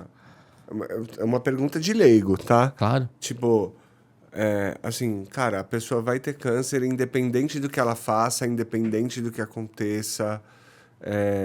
Tem esses casos também, assim, que nada do que você fizer ou deixar de fazer vai mudar o fato de que você terá, porque você tem uma carga hereditária genética, como você colocou. Isso rola. Então, quando existe essa questão da hereditariedade, mas você consegue identificar essa mutação, e aí é um cenário complicado, porque infelizmente nós não temos os testes genéticos de ver essa predisposição disponíveis no SUS, né, o que é um gargalo muito importante que precisava ser resolvido. Mas quando essa pessoa identifica essa mutação, ela tem medidas que elas são medidas agressivas, sim, mas menos deletérias do que ela vir a desenvolver a doença, ou de desenvolver a doença numa fase mais avançada. Né? Porque você pode retirar órgãos preventivamente, você pode fazer ter medidas que são redutoras de risco, né? E se você se você vir a desenvolver, como você está em acompanhamento, você está em monitoramento, você está fazendo exames frequentemente, você vai ter muito mais chance de diagnosticar mais precocemente esse câncer e ele não vai ser tão agressivo. Então tem pessoas que têm vários cânceres, todos identificados precocemente e acabam vivendo com isso, mas vivendo, né, e com qualidade. É claro, com essa rotina de hospital, mas acabam vivendo. É menos, não é menos ou mais, enfim, mas enfim, é diferente, por exemplo, difícil, né? Diferente, por exemplo, de uma pessoa que tem um câncer que já surge de uma forma esporádica, ou seja, que não teve uma carga hereditária envolvida. Ela descobre, está super avançado. Mas descobre um câncer de pâncreas, uma fase mais avançada, em que o prognóstico é muito ruim, a chance de letalidade ele é muito alta e muitas vezes acaba se concretizando em alguns tipos de cânceres. Ainda não se tem tratamentos tão efetivos para a maioria dos casos. né? Quando pergunta assim, existe cura para o câncer? Existe para a maioria dos casos, né? A maioria dos casos hoje você diagnostica, você faz cirurgia e muitas vezes esse paciente nem sempre passa pela indicação de quimio ou de radioterapia ou de outra terapia. Apenas com a cirurgia ele acaba obtendo a cura. A grande questão está em 20%, 30% mais ou menos assim, dos casos de câncer, que eles são muito agressivos e que só a cirurgia, a quimioterapia, a radioterapia, enfim, os tratamentos hoje disponíveis, eles ainda não são suficientes para trazer a cura, né? E sim promover uma qualidade de vida, e entram outras questões, como até que ponto avançar nesse tratamento, a partir de que momento esse tratamento vai ser apenas paliativo, ou seja, oferecer uma qualidade de vida. E uma questão que não se discute no Brasil, porque morte é um tabu, discutir qualidade de morte também, para que esses últimos momentos de vida eles não sejam tão agressivos em relação em receber esse tratamento que não está sendo tão efetivo, exatamente, e ter uma finitude mais tranquila. Tem um podcast disso, não tem? Finitude, sim. Juliana Dantas, Cook Dantas. Eu recomendo, vale a pena ouvir. Eu já falei com ela algumas vezes já. E ela pegou esse caminho, né? Ela era da Band, não é? Sim. E aí eu falei com ela de Band, você. da Gazeta. Uma vez. Não me lembro qual foi o contexto, mas a gente chegou no seu nome. Eu acho que ela comentou algum texto que eu tinha escrito. Sim. E aí a gente começou a conversar e ela comentou de você. Ela tá tentando fazer isso, né? Mas não... O Andreas Kisser fala bastante disso também, eu já vi. Sim. Cara, eu tenho uma outra pergunta sobre isso. Sim. De novo, também uma pergunta leiga. Essa questão da depressão ou da... depressão, doenças mentais, fragilidades mentais, assim, vamos colocar dessa forma. Tipo, elas podem... Você tem alguma informação sobre isso? Se elas podem, de fato, facilitar, originar o desenvolvimento de um tumor? Ou até o paciente que já tem o tumor, se ele está vendo as coisas de uma perspectiva positiva, se ele é mais otimista, se o tratamento vai ter uma maior adesão. Isso é mito? Isso é fato? Primeiro, assim, em ser um fator causal, né? Ou seja, ser de fato uma possível causa de câncer, né? E a gente vive numa sociedade que é uma sociedade que foi criada para buscar uma culpa para as coisas, né? Então, quando a pessoa desenvolve câncer, ela pensa em que ela foi culpada por aquilo, né? Algo que, enfim, não é justo com ela própria, ela pensar. E aí, muitas vezes, coloca assim, é porque eu estava triste, deprimida, enfim, e acabei evoluindo para a doença. Não há nenhuma evidência científica de que o estado emocional leva ao desenvolvimento do câncer. Assim, no máximo, assim, quando você está numa situação de estresse, com depressão, algum abalo da sua saúde mental, você abaixa a sua imunidade, e essa baixa de imunidade acaba propiciando que naquele momento aquela doença já se manifestando ali, ela de fato se torne mais presente e marcante, né? Mas não foi a causa, né? Não foi aquilo que fez um processo celular para desenvolver o tumor. Tem essa linha aí que você está falando, hein? Porque assim, ele não está desconectado da imunologia, do sistema imunológico da pessoa, mas ela não é o fator causal, porque os estudos epidemiológicos eles não apontam nenhuma evidência nesse sentido. Agora, essa questão da saúde mental para um paciente que já está em tratamento de câncer, ele é positivo quando você está com uma saúde mental melhor, mais bem trabalhada. Por isso que o cuidado multidisciplinar, né, de diferentes especialidades, inclui psiquiatria e psicologia, é importante, porque você vai ter uma maior adesão ao tratamento, né? Se você tem que passar por cirurgia, ciclos de quimioterapias, sessões de radioterapia, ter medicamento oral em casa, enfim, ou seja, uma rotina de tratamento, de exames, essa rotina árdua, quanto mais você está motivado ou E lógico, não se culpar também quando essa motivação ela não se faz presente. Hoje, uma coisa que os pacientes falam muito não quero que me chame de guerreiro, porque eu não sou guerreiro de nada e eu tenho meus momentos de maior força e momentos de muita fraqueza, momentos de encorajamento e desencorajamento, né? Então, assim, saber que esses momentos são naturais, acontecem, não se culpar quando você não está tão feliz quanto aquela onco-influencer, que hoje existem os onco-influencers, né? Que são pessoas que trazem as suas histórias e que são muito importantes. Tá mentindo, né? Hã? Tem uma menina aí que parece que não contou a verdade, né? Não vou falar o nome porque... É uma história bastante polêmica, complexa, assim. mas é que só ela mesma sabe a realidade dela própria, né? Embora um diagnóstico que possa parecer limite, em que não há nenhuma expectativa, em que a expectativa de vida dela possa ser de pouquíssimos meses e de repente essa paciente continuar viva por mais tempo, isso possa acontecer. Principalmente se houve alguma alteração no protocolo, algum novo tratamento surgiu, ela teve acesso a um medicamento que é muito mais inacessível, que muitas vezes ainda não foi incorporado no Brasil. Enfim, pode acontecer. Não necessariamente é uma farsa, pode ser verdade. Não, mas é algo que é válido se questionar e buscar, já que ela tornou a história totalmente pública, né? A partir do momento que ela tornou pública, não é algo mais íntimo só dela, né? Então tem que ter uma prestação de contas em relação a isso. Uhum. Mas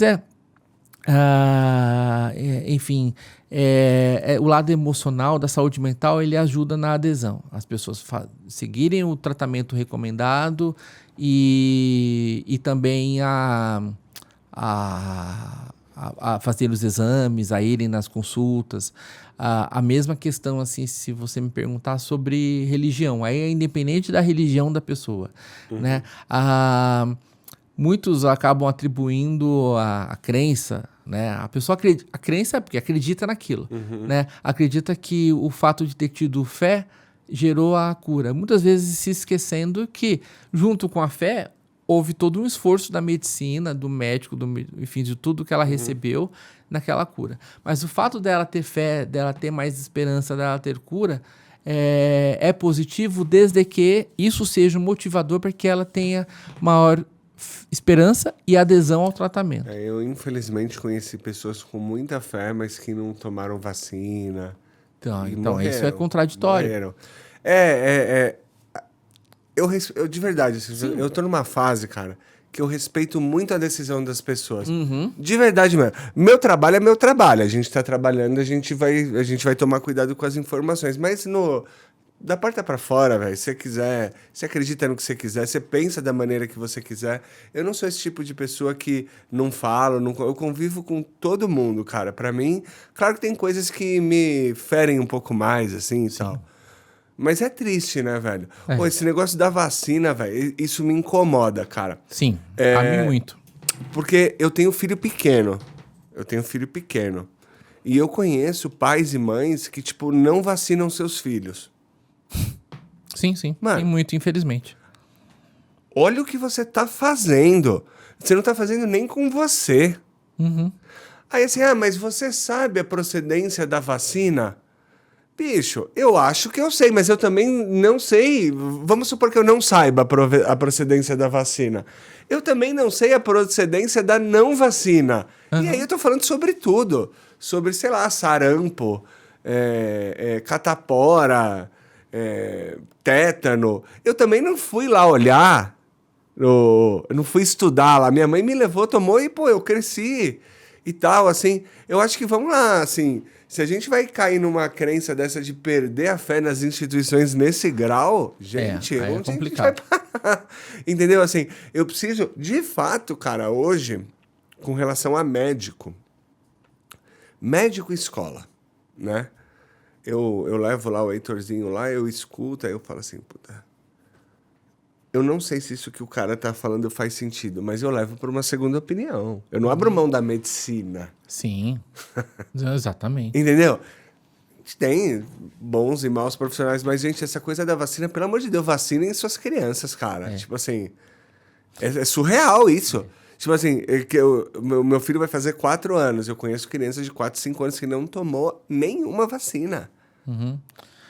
Não é, assim, uma coisa importante, não é o fato da pessoa estar com um jaleco na sua frente, né? Existe até aquela coisa da síndrome do jaleco, né? Você vê uma pessoa de jaleco, você já vê uma autoridade muito grande nela, né? O médico tem esse poder. Tanto o médico, o profissional da saúde, o cientista no laboratório, né?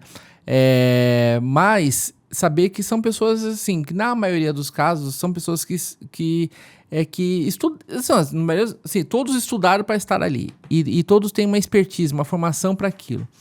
E falando especificamente de vacina, para uma vacina estar disponível, né, sendo aplicada na população, ela passou por todas aquelas etapas que eu falei num determinado momento aqui do nosso papo, né? A mesma coisa que você tem etapas clínicas de pesquisa, pré-clínicas e clínicas. Quando eu digo clínicas, já são em humanos. Pré-clínicas é antes de humanos. Que você tem para medicamentos, você tem para as vacinas também. Só a forma de se fazer é diferente. Então, assim, se elas chegaram, elas foram validadas por todas essas etapas. Você pode até questionar custos, tanto dos medicamentos quanto de vacinas, principalmente de medicamentos, de quando eles chegam no mercado e ainda não estão com a patente quebrada. Que eu acho que isso tem que ser questionado na indústria farmacêutica, assim, que eles alegam, né, que como há muita tecnologia envolvida nesse investimento, por conta de muitas pesquisas que não resultam em medicamento, acabam encarecendo o processo todo. E aquelas que dão certo meio que subsidiam a pesquisa como um todo. Né? Se questionar os custos, mas não o processo em si. Né? Porque eles têm um rito muito sério de desenvolvimento e órgãos fiscalizadores muito organizados. Questionando. Quem está questionando, assim, e por quê? Né? E sabendo que muitos que estão... Não aqueles que acreditam, mas aqueles que propagam a mentira, eles muitas vezes sabem o que eles estão fazendo e têm um propósito apenas de desmentir a ciência, mesmo sabendo que há uma evidência naquilo, em muitos casos. Isso por maldade. Perigoso. Você pega, eu acho que eu queria fazer um ponto. Eu fiz esse ponto com a Natália Cominani. Sim. A vacina da Covid. Sim. Eu achei que a imprensa defendeu mal. E eu vou falar o que eu acho. Eu li um livro do Yuval Harari, o Sapiens, sabe qual é? Não lembro o título agora, mas... Sapiens, chama Sapiens. O Yuval Harari é um professor de uma faculdade de história, eu acho que ele está em Israel agora, mas já foi de Harvard. Bom, vamos lá. Ele explica uma coisa, uma lógica, que se aplica muito bem à vacina da Covid. Me corrija se eu estiver errado. Como você bem colocou, existem muitos protocolos para você desenvolver uma vacina, um exame, um estudo, etc. e tal, as fases, etc. e tal.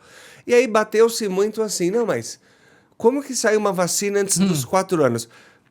Tipo, o fulano na padaria, não, como que ele, da onde, primeiro que ele não sabe nem o que ele tá falando, mas beleza. Virou imunologista na hora. Na hora.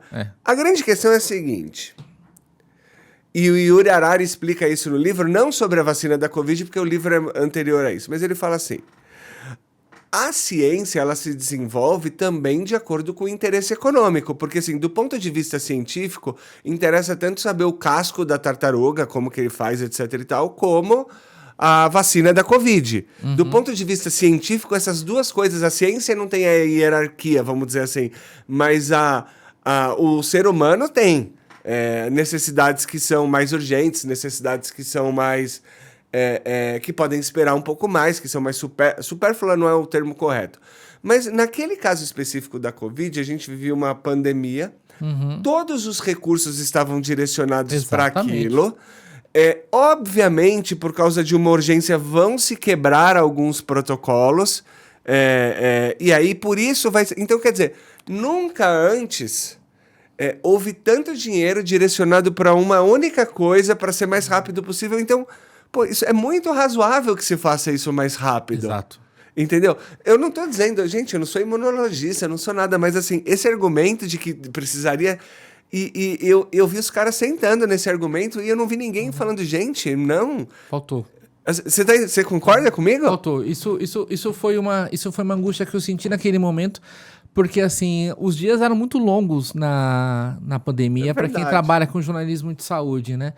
eram dias muito, muito estressantes que às vezes você se sentia culpado até de ir dormir, né? De não continuar ali trabalhando e produzindo mais informação para orientar a sociedade. E foi um momento bastante determinante para a consolidação da minha própria agência, a Ascenso, porque a Ascenso nasceu em janeiro de 2020. E a pandemia foi declarada em março, né, 2 meses antes, né? Então a Ascenso começou com a pandemia surgindo na sequência. E aí essa inquietude aconteceu porque você via as mentiras circulando na internet e você queria dialogar com todo mundo, só que a sua forma de dialogar não era ficar no chat ali respondendo, e sim tentando produzir conteúdo de alguma forma que essas informações chegassem às pessoas, né? E aí, que a vontade era de justamente explicar isso que você colocou.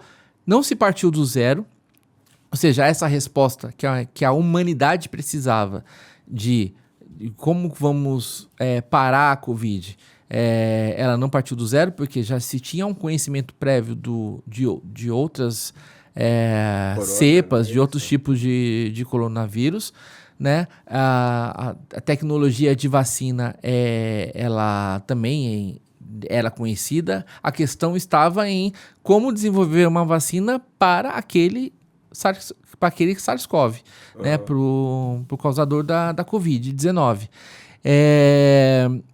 E aí houve todo esse esforço global, né, de todos os institutos de pesquisa do mundo inteiro. Essa comunidade científica ela ficou voltada para isso.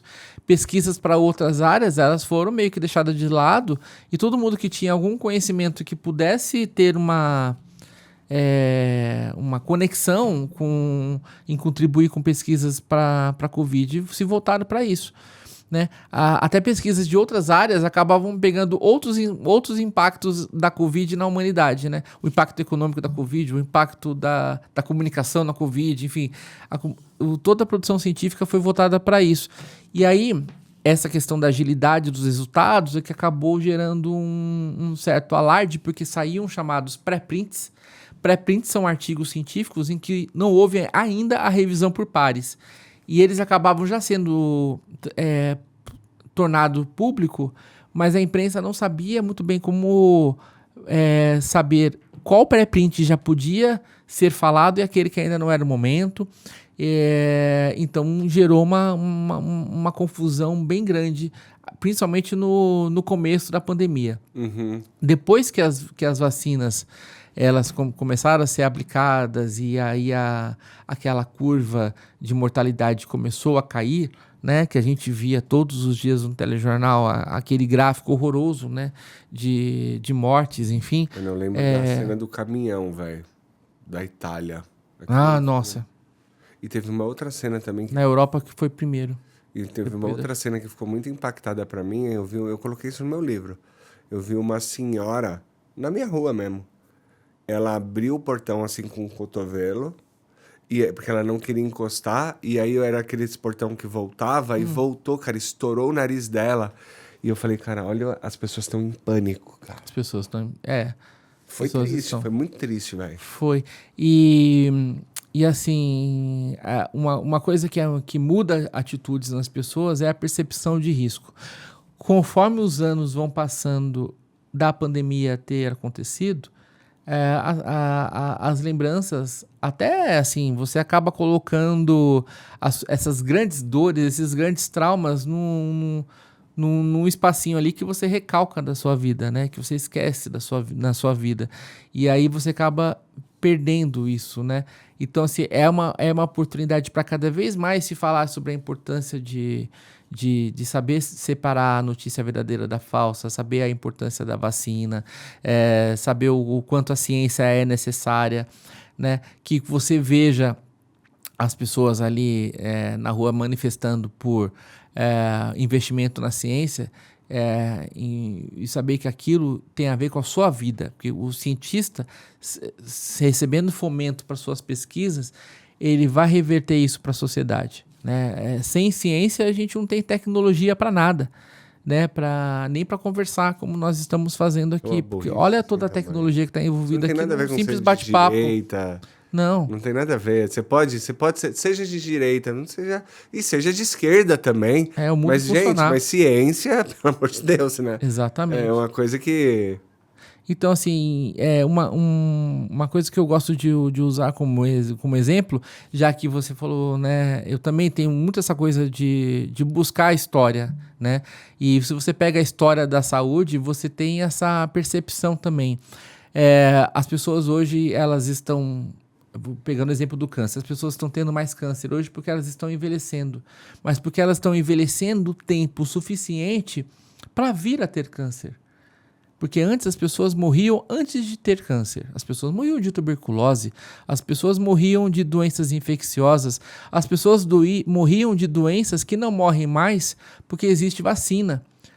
Porque existiu ciência, porque existiu desde uma ciência simples que mudou a história sanitária do mundo, que foi lavar as mãos, foi o saneamento básico, né? Isso já diminuiu drasticamente, exponencialmente as mortes. Depois as vacinas, enfim, nós partimos de um cenário de morte por doenças infecciosas, por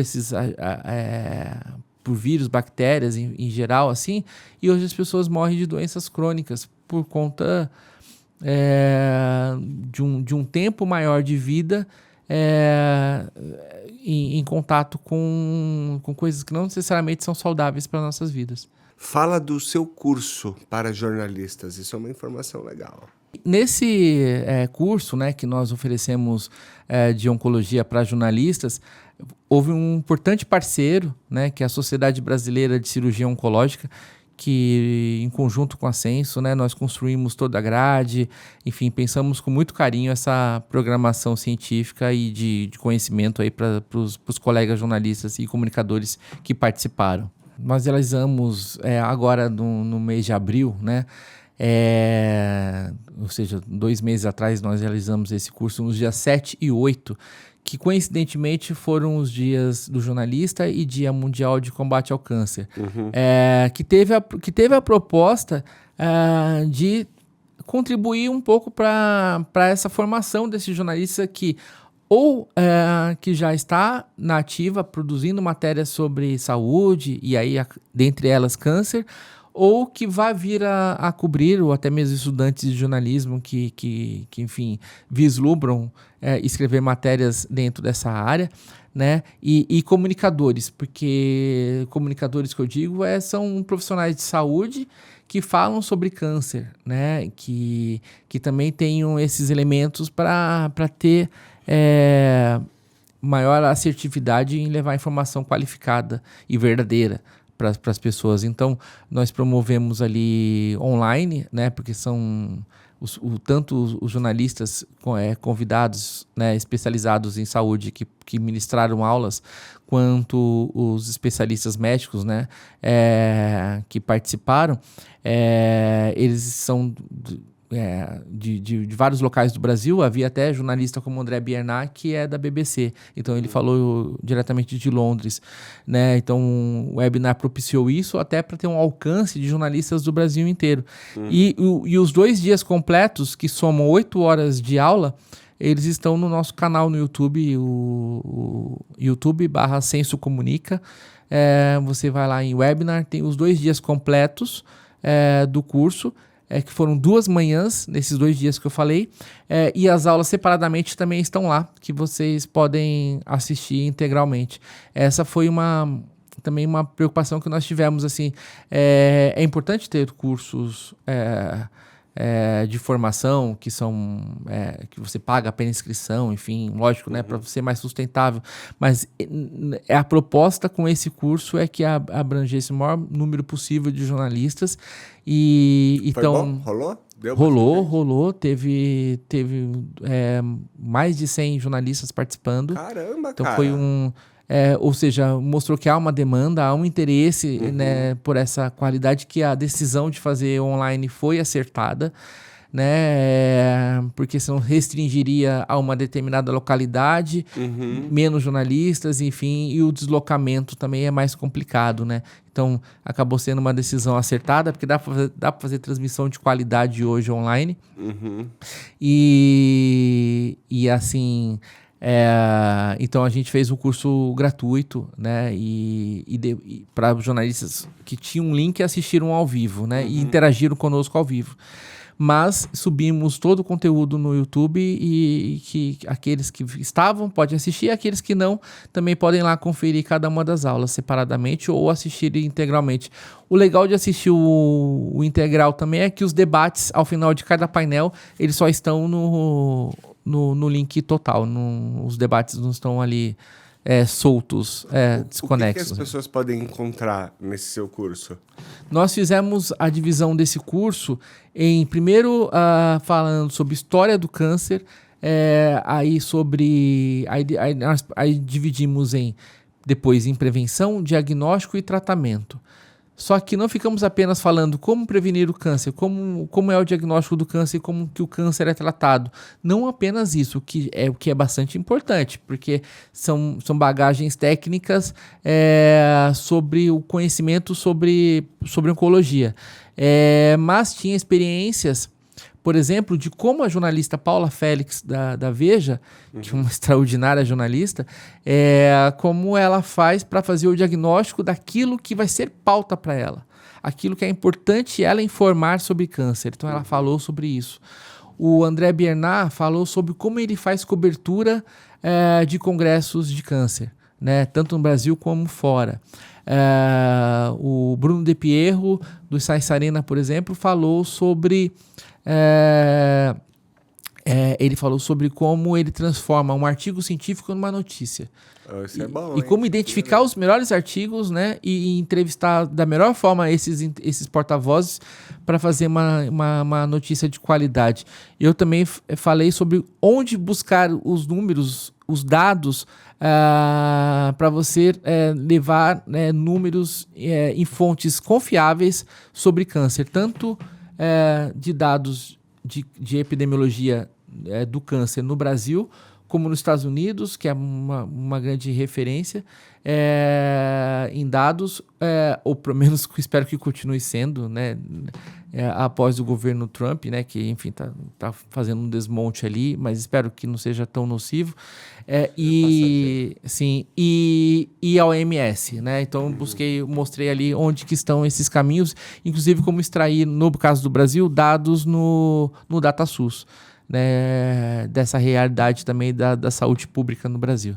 Enfim, são essas questões, assim, esses aspectos, assim, eu poderia citar outros jornalistas que também falaram, né, todos excelentes, e os cirurgiões, radio-oncologistas, oncologistas clínicos que dispuseram do tempo com muito conteúdo ali para levar para as pessoas, está tudo lá disponível. Fechado. A gente vai deixar esse link aqui embaixo, tá?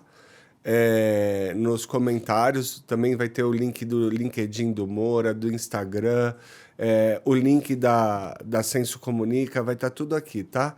Eu vou ficando por aqui, queria pedir para você se inscreve no canal, comenta, compartilha. A gente está no Instagram, a gente está no TikTok, a gente está no YouTube, não sei onde você está. Estamos no Spotify também, escuta, tá no carro, vai dirigindo, é legal. E é isso, gostou? Comenta, não gostou, comenta também, gera engajamento do mesmo jeito, não tem problema nenhum. Valeu, obrigado, tchau!